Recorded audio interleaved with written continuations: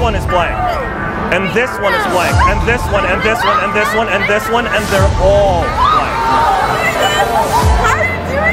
Let me check his pockets. Put your audience on ice with Dean Dill's Blizzard.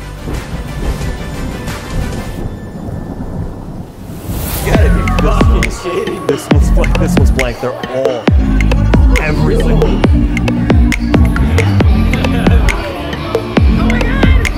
None of them are printed.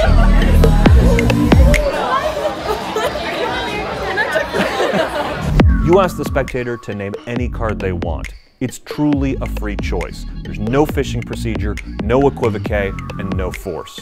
You remove the selected card along with its three mates. The audience mixes those cards up face down, and you are able to successfully divine which one is their selected card. And that's when things get weird. That one. No, it's not. That's the Queen of Diamonds.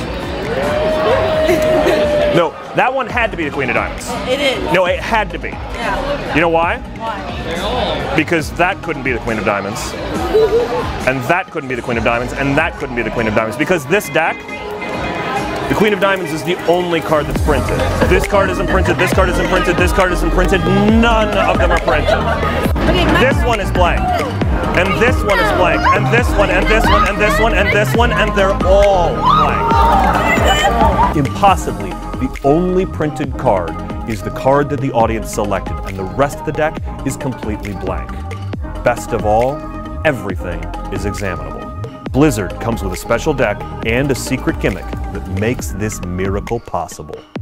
As a special bonus, you'll be getting Anthony Miller's Colossal Blizzard and Magic Ballet's Colossal Blizzard 2.0. I'm Eric Tate, and this is Dean Dill's Blizzard.